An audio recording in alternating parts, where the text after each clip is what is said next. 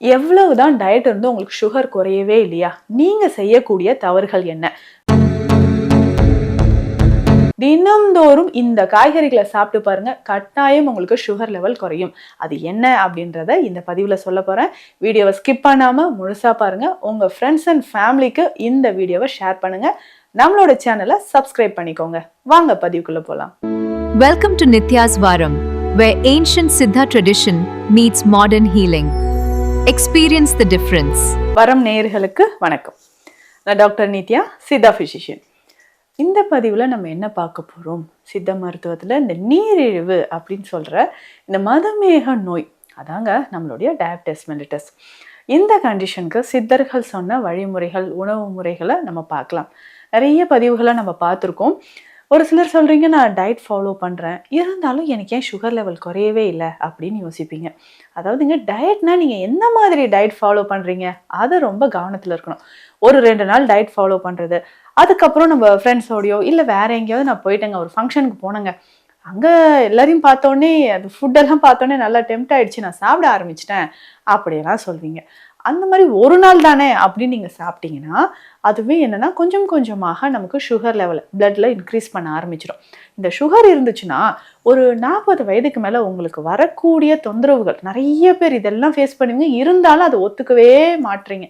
என்னென்னா இது சுகர்னால இல்லைங்க, அது ஒரு நாள் சாப்பிட்டா எப்படி அப்படியே சுகர் ஏறிடுமா அப்படின்லாம் யோசிச்சுட்டு இருந்தீங்கன்னா தொடர்ந்து 5 வருஷமாக உங்களுக்கு சுகர் இருக்குன்னு வச்சுக்கோங்களேன். அதுக்கப்புறம் நம்ம உடலில் ஒவ்வொரு ஆர்கனா டேமேஜ் ஆக ஆரம்பிச்சிடும்.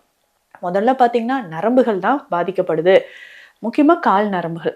ஸோ எவ்வளோ பேருக்கு காலில் இந்த டயபெட்டிக் அல்சரோட நம்மக்கிட்ட ட்ரீட்மெண்ட்க்கு வரீங்க. அப்போது நம்ம உணவு முறை ரொம்ப முக்கியம். டயட் ஃபாலோ பண்ணிக்கோங்க. அதுக்காக நம்ம சாப்பிடவே கூடாது அப்படின்னு கிடையாதுங்க.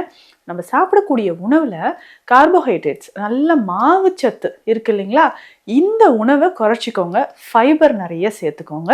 ஃப்ரூட்ஸ் அண்ட் வெஜிடபிள்ஸ், ஸோ எவ்வளோ அளவுக்கு நீங்கள் காய்கறிகளை சேர்த்து சாப்பிட்றீங்களோ அந்த அளவுக்கு உங்களுக்கு ஈஸியாக உங்கள் பிளட் சுகர் லெவல் நல்லாவே குறைய ஆரம்பிக்கும்.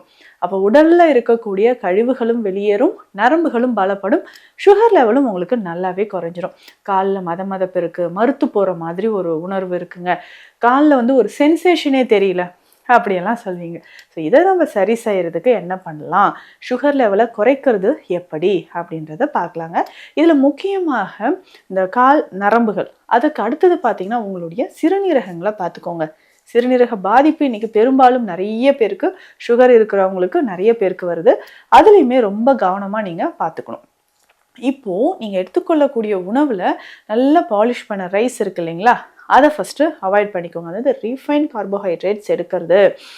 ஸோ அந்த மாதிரி அந்த பதப்படுத்தப்பட்ட உணவுகளை நிறைய சாப்பிட்றதும், இல்லை ரீஃபைண்ட் அதாவது மேல் தோல் நீக்கிய பாலிஷ் பண்ண ரைஸ் தொடர்ந்து நீங்கள் சாப்பிட்டுட்டே இருந்தீங்கன்னா உங்களுடைய சுகர் லெவல் குறையவே குறையாது.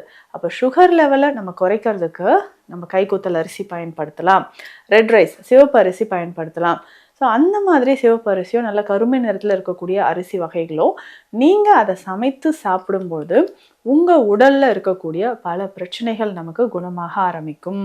அதனோட சேர்த்து சுகர், ஸோ உங்களுக்கு அதிகமாக இருக்கக்கூடிய இரத்த சர்க்கரை அளவு குறையிறதுக்கு இந்த அரிசி வகைகள் ரொம்ப ரொம்ப யூஸ்ஃபுல்லாக இருக்குங்க. அதுக்கடுத்து நீங்கள் காய்கறிகளை எப்படி பயன்படுத்தலாம்?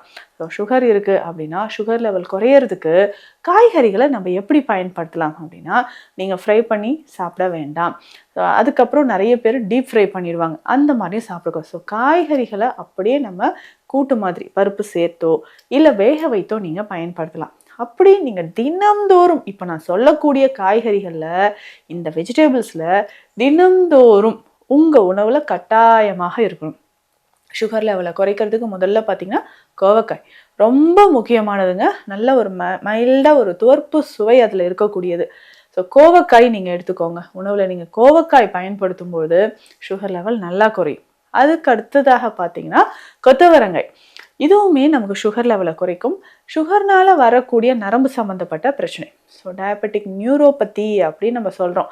கால்கள் மறுத்து போகுது, எனக்கு உணர்வு தெரியல, இப்படியெல்லாம் சொன்னீங்கன்னா இது சரியாகிறதுக்கு உங்களுக்கு கொத்தவரங்காய் ரொம்ப ரொம்ப முக்கியங்க. அடுத்து 3வது எந்த காய் நீங்கள் பயன்படுத்துங்க அப்படின்னா சுகர் லெவல் நல்லா குறையிறதுக்கும் HbA1c குறையிறதுக்கும், அது 40 வயதுக்கு மேலே ஒரு டயர்ட்னஸ் வந்துருச்சு, இந்த சுகர்னால உடல் நலமே பாதிக்கப்பட்டுருச்சு அப்படின்னு ஃபீல் பண்ணிங்கன்னா சுண்டைக்காய் மறக்காமல் உணவில் சேர்த்துக்கோங்க. ஸோ சுண்டைக்காய், அதுவும் பச்சை சுண்டைக்காயை நீங்கள் பயன்படுத்தும்போது உங்கள் உடலுக்கு அவ்வளவு நன்மைகள் இது தருதுன்னு சொல்லலாம். ஸோ சுண்டைக்காய் நீங்கள் தாராளமாக பயன்படுத்திட்டு வாங்க. உங்கள் உடலுக்கும் சுகர் லெவல் குறையிறதுக்கும் இது ரொம்ப ரொம்ப யூஸ்ஃபுல்லாக இருக்கும். தாராளமாக நீங்கள் பயன்படுத்திக்கோங்க. அதற்கு அடுத்தது வேறு என்ன காய்ங்க நம்ம பயன்படுத்தலாம் அப்படின்னு கேட்டிங்கன்னா முருங்கை கீரையும் முருங்கை காயும் சுகர் லெவலை உங்களுக்கு நல்லா குறைச்சி கொடுக்கும். அடுத்ததாக அவரைக்காய். ஸோ இந்த அவரைக்காயில் ரிச் ஃபைபர், ஸோ இதில் இருக்கக்கூடிய ஆன்டி ஆக்சிடென்ட்ஸ், அதுவும் முக்கியமாக இந்த சுகர் இருக்கிறவங்களுக்கு எப்போதும் ஒரு உடல் சோர்வு இருந்துக்கிட்டே இருக்கும். அந்த உடல் சோர்வு உங்களுக்கு நீங்கணும், நம்ம நல்ல ஹெல்த்தியாக இருக்கணும் அப்படின்னா அவரைக்காய் ரொம்ப ரொம்ப முக்கியங்க. இதையும் நீங்கள் சேர்த்துக்கலாம். அடுத்ததாக கத்திரிக்காய். ஸோ இந்த கத்திரிக்காயை நம்ம பயன்படுத்தும் போதும் சுகர் பேஷண்ட்ஸ்க்கு நல்ல சுகர் லெவல் உங்களுக்கு குறைஞ்சி வருங்க. இன்னும் ஒரு சிலருக்கு பார்த்தீங்கன்னா சுகர் பேஷண்ட்ஸ்க்கு யூரின் போகும்போதே ஒரு எரிச்சல் இருக்கும்.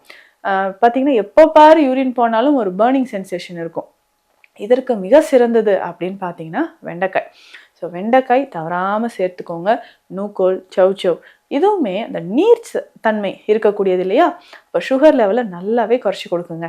இப்போ நான் சொன்ன வெஜிடபிள்ஸ் எல்லாமே, அதுவும் முக்கியமாக நிறைய பேர் ஃபாஸ்டிங் பிளட் சுகர் எடுக்கிறீங்க இல்லையா, அப்போது உங்களுக்கு சுகர் லெவல் ரொம்ப அதிகமாக இருக்குன்னு சொல்லுவாங்க. இதில் HbA1c லெவலும் 12-13 அப்படின்னு போயிட்டே இருக்குன்னா அதை குறைக்கிறதுக்கு இந்த காய்கறிகளில் ஏதாவது 1 தினம்தோறும் நீங்கள் எடுத்துக்கோங்க. ஒரு 300 கிராம் அளவுக்கு நீங்கள் மதிய வேலையில் சாப்பிட்டுக்கோங்க. ரைஸ் கொஞ்சம் குறைச்சிடுங்க. நிறைய பேர் ரைஸ் ஒயிட் ரைஸ் குக்கரில் வச்சு சாப்பிடுவீங்க, அதெல்லாம் வேணாம். சாதம், நம்மளுடைய பாரம்பரிய அரிசி வகைகளில் ஏதாவது ஒன்று நல்லா வடித்து சாப்பிட்டுக்கோங்க. அதில் இந்த வெஜிடபிள்ஸ் நீங்கள் ஆட் பண்ணும்போது தான் அந்த ஃபைபர் உங்கள் உடலுக்குள்ளே போகும்போது உடலில் இருக்கக்கூடிய அந்த சுகர் லெவல், பிளட்டில் இருக்கக்கூடிய சுகர் லெவல் நமக்கு குறைய ஆரம்பிக்கும். முக்கியமாக நைட்டில் என்னங்க சாப்பிட்றது? சுகர் பேஷண்ட்ஸ், நான் இரவு நேரத்தில் சீக்கிரமாக உணவு எடுத்துடணும். ஒரு 8 o'clock மேலே கண்டிப்பாக உணவு எடுக்கக்கூடாது. உணவு எடுத்த பிறகு கொஞ்சம் ரிலாக்ஸ்டாக ஒரு வாக் பண்ணிக்கோங்க. இப்போ நைட்டில் இருக்கக்கூடிய உணவுனா சிறுதானிய வகைகளை நீங்கள் எடுத்துக்கலாம். சிலர் நைட் வெறும் ஃப்ரூட்ஸ் மட்டும் நான் சாப்பிட்லாமா அப்படின்னு ஒரு டவுட்டு. சுகர் பேஷண்ட்ஸ், நைட்டு நீங்கள் ஃப்ரூட்ஸ் மட்டும் எடுக்க வேண்டாம். காலையில் பிரேக்ஃபாஸ்ட்டாக நீங்கள் எடுத்துக்கலாம். ஸோ நைட்டில் எப்போதுமே நீங்கள் சிறுதானிய உணவுகளோ இல்லை இட்லி வகைகள் இல்லை இடியாப்பம் அந்த மாதிரி கொஞ்சம் வெஜிடபிள்ஸ் சேர்த்து நீங்கள் எடுத்துக்கலாம். சப்பாத்தி சாப்பிட்லாமா அப்படின்னா தினந்தோறும் வேண்டாம். வாரத்துக்கு 2 இல்லைன்னா 3 நாள் நீங்கள் சாப்பிட்டுக்கோங்க. இதில் முக்கியமான விஷயம், சுகர் வந்துச்சுன்னா ஒரு சிலருக்கு வெயிட் லாஸ் ஆகிட்டே போகும், ஒரு சிலருக்கு வெயிட் கெயின் ஆகிட்டே போகுது. வெயிட் கெயின் ஆகிட்டே போகுதுன்னா கட்டாயம் உங்களுக்கு உடற்பயிற்சி அவசியம். இதில் முக்கியமான விஷயம் என்னென்னா, உங்களுடைய ஹீமோகுளோபின் லெவல் எவ்வளோ இருக்குது அதை நீங்கள் செக் பண்ணிக்கோங்க. ஸோ ஹீமோகுளோபின் லெவல் ரொம்ப குறைவாக இருந்து சுகர்னால் நீங்கள் பாதிக்கப்பட்டிருக்கீங்கன்னா உடல் பருமன் அதிகமாகிட்டே போகும். அதனால் ரொம்ப ரொம்ப கவனமாக இருந்து உங்களுடைய சுகர் லெவலும் குறைச்சிக்கோங்க. இதில் நீங்கள் ஏற்கனவே மெடிசன்ஸ் எடுத்துகிட்ருக்கீங்க, இல்லைங்க நான் சரியாக மெடிசன்ஸ் எடுக்கல, டயட்டும் ஃபாலோ பண்ணல, அப்பப்போ இந்த ஃபுட்டுலாம் நிறைய சாப்பிட்ருவேன் அப்படின்னு நீங்கள் சொன்னீங்கன்னா, அந்த மாதிரி இருக்கக்கூடிய நபர்கள் தினம்தோறும் இந்த மூலிகைகளை எடுத்துக்கோங்க. சுகர் லெவல் உங்களுக்கு குறையும். ஆனால் ஸ்டார்டிங்லேயே நீங்கள் என்ன பண்ணணும்னா, எடுத்தோடனே நான் மூலிகைகளை எடுத்துக்கிறேன், இத்தனை நாள் வரைக்கும் எடுத்துகிட்டு இருந்த மருந்துகளை எல்லாமே ஸ்டாப் பண்ணிடலாமான்னா அப்படி கிடையாதுங்க. அந்த மெடிசன்ஸோடு சேர்த்து தான் நீங்கள் சித்த மருந்துகள் எடுக்கணும். ஸோ 1 month எடுத்ததுக்கப்புறம் சுகர் லெவல் செக் பண்ணி பார்த்துட்டு தான் அந்த மெடிசனோட டோசேஜை நம்ம குறைக்கணும். இதுக்கு தான் சித்தர்கள் நிறைய மூலிகைகளை சொல்லியிருக்காங்க. அதாவது உங்கள் உடலில் அந்த வாதம், பித்தம், கபத்தை அடிப்படையாக வச்சு தரக்கூடிய மருந்துகள். அப்படி நீங்கள் எடுத்து பார்த்தீங்கன்னா உங்களுடைய சுகர் லெவல் நல்லாவே குறைய ஆரம்பிச்சிடும். இதில் பேசிக்காக சிறுகுறிஞ்சான் ரொம்ப முக்கியம், பிரண்டை ரொம்ப முக்கியங்க. இதனோட சிற்றரத்தை கருப்பம்லாம் சுகர் லெவலுக்கு நல்லாவே உங்களுக்கு ஹெல்ப் பண்ணும். அதையும் நீங்கள் எடுத்துக்கலாம். ஸோ பிரண்டையோட சேர்த்து சில மூலிகைகள் கலந்து கொடுக்கக்கூடிய சூரண வகைகளும் நீங்கள் எடுத்துக்கலாம். வில்வ மரப்பட்டையிலிருந்து செய்யக்கூடிய குடிநீர் வகைகள், மரமஞ்சள் குடிநீர் வகைகள், இது எல்லாமே நீங்கள் எடுக்கலாங்க. முக்கியமாக சொல்லணும்னா அந்த துவர்ப்பு சுவை இருக்கக்கூடிய மூலிகைகளை எடுத்துக்கிட்டே வந்தீங்கன்னா சுகர் லெவல் உங்களுக்கு நல்லாவே குறைய ஆரம்பிச்சிடும். ஸோ இது தொடர்பான மருத்துவ ஆலோசனைகள் தேவைப்பட்டால் ஸ்க்ரீனில் இருக்கிற நம்பருக்கு கால் பண்ணுங்க. நன்றி. Welcome to Nitya's Varam, where ancient Siddha tradition meets modern healing. Experience the difference.